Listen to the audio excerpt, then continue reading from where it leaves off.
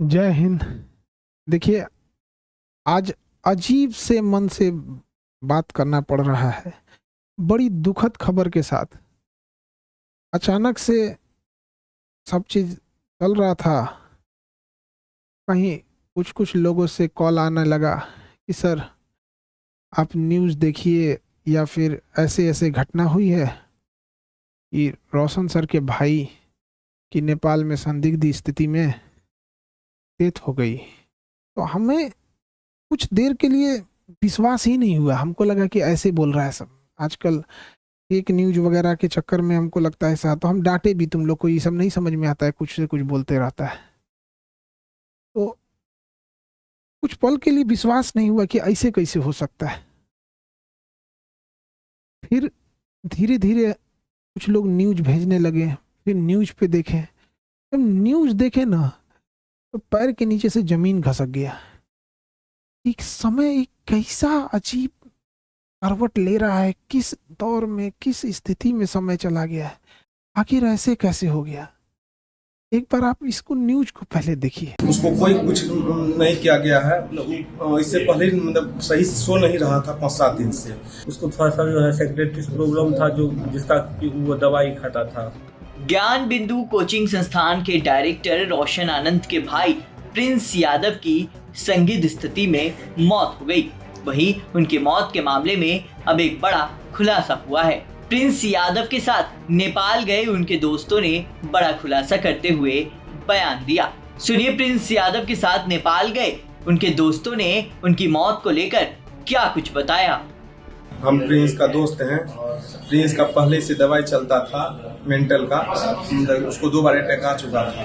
उसको कोई कुछ नहीं किया गया है। इससे पहले मतलब सही से सो नहीं रहा था 5-7 दिन से।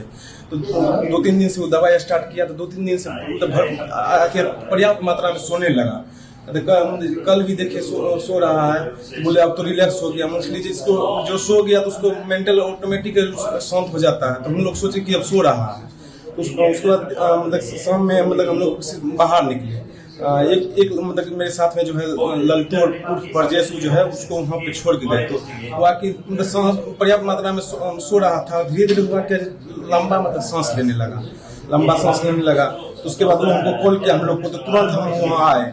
हम जितना भी थे साथी उसको तो एम्बुलेंस मंगवाए। एम्बुलेंस न्यूरो हॉस्पिटल लेकर आए, समझे। तो वही उसी दौरान एक क्रम उसका डेथ हो गया। कोई मारा क्या? नहीं, कोई नहीं। हम लोग बहुत करीबी दोस्त हैं। हम लोग क्यों जो करेंगे उसको? कोई दूसरा है कोई मारा? नहीं, कोई नहीं।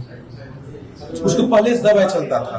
हम लोग जो है 3 तारीख को प्रिंस के साथ यहाँ नेपाल आए हुए थे और नेपाल में अलग अलग होटल में रह रहे थे। इस घटना के रात में अचानक क्या हुआ कि हम लोग 6 बजे का प्रिंस खाना वाना खा करके अच्छा से सो गया था, दवाई खा करके। उसको थोड़ा सा जो है सेक्रेटरी प्रॉब्लम था, जो जिसका कि वो दवाई खाता था। घटना के दिन हम लोग जो है यानी कि इनरवा घूमने के लिए थोड़ा सा चल गए थे, क्योंकि वो सोता था। तो हम लोग सोचे तब तो घूम आते थोड़ा देर। वो पूरा सामान ही था। और यानी जब हम लोग घूम के आए, जब घूमने गए तो वहाँ फोन आया कि ऐसे इसका तबीयत खराब हो चुका है। तो जब तक हम लोग आए तब तक एम्बुलेंस में बिठा करके हॉस्पिटल ले गए। तो हॉस्पिटल में प्रयास किया बचाने का, लेकिन बचाया नहीं जा सका। उसको हम लोगों में से किसी के द्वारा मारपीट नहीं किया गया है, ना ही किसी अन्य व्यक्ति के द्वारा मारपीट किया गया है। कोई मारा नहीं है। वो जो है बीमारी के मतलब सेक्रेटरी का बहुत समय दवाई खा रहा था, उसी के कारण मरा है। पटना के ज्ञान बिंदु कोचिंग संचालक रोशन आनंद के भाई प्रिंस यादव की नेपाल के विराट नगर में हुई मौत को लेकर नेपाल पुलिस की जांच में बड़ा खुलासा सामने आया। शुरुआती जांच में ये बात सामने आई कि प्रिंस यादव मिर्गी की दवा का सेवन करते थे और उनके कमरे से ऐसी दवाएं भी बरामद हुई। नेपाल पुलिस के अनुसार प्रिंस यादव अपने कुछ दोस्तों के साथ विराट नगर के एक होटल में ठहरे हुए थे। पूछताछ में उनके दोस्तों ने बताया कि प्रिंस कई दिनों से ठीक से सो नहीं रहे थे और उन्हें लगातार नींद नहीं आने की समस्या थी। बताया जा रहा है कि दवा शुरू करने के बाद ही उन्हें नींद आने लगी थी। जांच के दौरान पुलिस को प्रिंस यादव के कमरे से एपिलेप्सी की दवा मिली है। पुलिस अब ये पता लगाने की कोशिश कर रही है कि वो किस बीमारी का इलाज करा रहे थे और दवा का सेवन डॉक्टर की सलाह पर कर रहे थे या नहीं। पुलिस इस पहलू को भी खंगाल रही है कि दवा, नींद की कमी और शराब के सेवन का उनके स्वास्थ्य पर क्या असर पड़ा। होटल में मौजूद दोस्तों के मुताबिक शनिवार रात प्रिंस यादव की तबीयत अचानक बिगड़ गई। इसके बाद उन्हें तत्काल अस्पताल ले जाया गया, जहां इलाज के दौरान डॉक्टरों ने उन्हें मृत घोषित कर दिया। शुरुआती तौर पर अत्यधिक शराब सेवन की बात सामने आई थी। नेपाल पुलिस ने साफ किया है कि मौत की असली वजह का पता पोस्टमार्टम रिपोर्ट आने के बाद ही चलेगा। फिलहाल पुलिस होटल के सीसीटीवी फुटेज, होटल रजिस्टर और साथ मौजूद लोगों के बयान के आधार पर जांच आगे बढ़ा रही है। वहीं नेपाल पुलिस के मुताबिक प्रिंस एपिलेप्सी की दवा का सेवन करते थे। नेपाल पुलिस ने प्रिंस के रूम से एपिलेप्सी की दवा भी बरामद की है। वहीं अब देखने वाली बात होगी कि आगे इस मामले में क्या कुछ निकल कर सामने आता है। देखिए, जब वीडियो देखने के बाद एकदम दिल दहल गया। किसी परिवार के लिए इससे कठिन दौर क्या आ सकता है। भगवान इस कठिन दौर से निकलने के लिए उनको सहन शक्ति दे। इतनी भयानक स्थिति और इतनी कठोर स्थिति में वो कैसे निकल पाएंगे लोग। इस घटना के बाद पता नहीं कैसे परिवार सहन करेगा इसको। इस कठिन दौर में हमारी संवेदना परिवार के साथ है। जब कभी आदमी ऐसी खबर सुनता है तो दिल बैठ जाता है। किसी के परिवार के साथ ऐसा ना हो, दुश्मन के परिवार के साथ भी ऐसा ना हो। हमारी पूरी संवेदना है परिवार के साथ। हमसे जो संभव हो सकेगा, हम अभी परिवार किसी बात करने की स्थिति में नहीं होगा।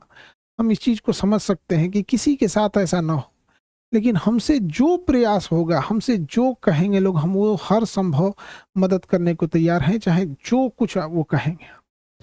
इसमें सबसे ज़रूरी बात क्या है कि जो मीडिया को काफ़ी संवेदनशील होने की ज़रूरत है। जो ऑथेंटिक न्यूज़ है वही चलाएं। अलग अलग इधर उधर अफवाहें या अटकलों पे ना जाएं। ये बहुत संवेदनशील मामला है और पुलिस अपना एक ऑफिशियल बयान जारी करे जिससे कि स्पष्ट हो सके चीज़ें क्या हैं और जल्दी से जल्दी इसका पोस्टमार्टम रिपोर्ट सार्वजनिक किया जाए। और सबसे ज़्यादा जो अजीब सा चीज़ लग रहा है, ये कोइंसिडेंस, ये कैसे कोई तीसरा इंसान इसमें इन्वॉल्व लग रहा है। आखिर इतनी खतरनाक चीज़ें, इतनी अमानवीकृत कैसे कोई कर सकता है। तो इसमें कोई ना कोई तीसरा साजिश जरूर कर रहा है। इसके लिए एक उच्च स्तरीय जांच होनी चाहिए और उच्च स्तरीय जांच की रिपोर्ट को लाया जाए और जो दोषी पाए जाएंगे उनमें एक को भी न छोड़ी जाए। फांसी से नीचे इनकी कोई सजा नहीं होनी चाहिए। आखिर ऐसा किसने, अगर किसी ने इसमें इन्वॉल्व है तो। अभी न्यूज में पता चल रहा है कि अलग अलग न्यूज अलग अलग चला रहे हैं। कृपया करके न्यूज वालों से भी हाथ जोड़कर विनती है। कोई कहता है कि मिर्गी की दवा खाई, एक दूसरा न्यूज देखो तो कोई कह रहा है कि शराब, कोई अलग न्यूज दिखा रहा है, कोई कुछ न्यूज दिखा रहा है। तो कृपया न्यूज वाले ऑथेंटिक चीजों को दर्शाओ। किसी की जान गई है, क्या मिर्गी की दवा कहाँ से थी, कहाँ से लाया गया, इसकी जांच पुलिस सार्वजनिक करे इस मामले को। और जो न्यूज में चल रहा है कि 5 लोगों को हिरासत में लिया गया है, सबसे जरूरी चीज है कि उन 5 लोग कौन कौन से थे, वो उनको नाम सार्वजनिक किया जाए। उनकी भी जांच होनी चाहिए कि वो आखिर कौन थे। दोस्त के रूप में कोई और तो नहीं था।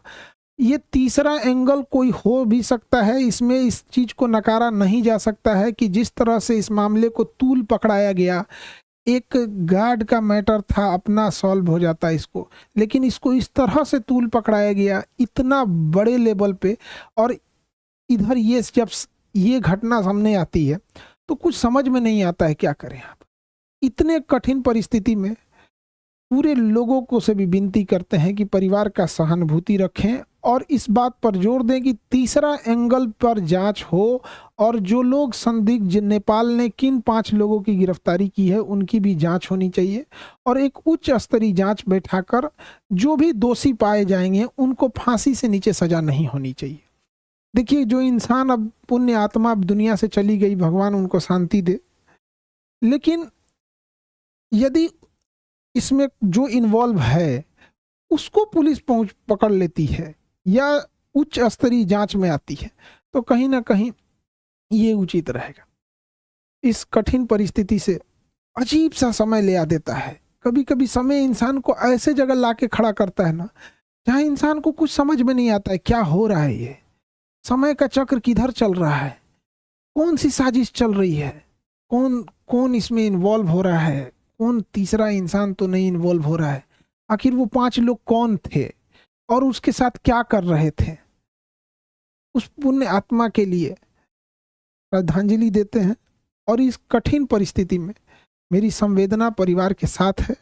हमसे जो मदद हो सकेगा, हमसे जितना संभव हो सकेगा, हम उतना सहयोग करने को तैयार हैं। लेकिन सबसे ज़रूरी चीज़ है कि पुलिस को इसमें आके एक ऑफिशियल प्रेस विज्ञप्ति जारी करनी चाहिए और जल्दी से जल्दी जो रिपोर्ट है उसे सार्वजनिक करनी चाहिए, ताकि चीज़ें सही दिशा में जाए। मेरी संवेदना परिवार के साथ है। अब ऐसी परिस्थिति में इंसान को कुछ बोलना भी बड़ा अजीब सा लगता है कि क्या इंसान बोले, ऐसा समाज समय कहाँ ले आके खड़ा कर देता है।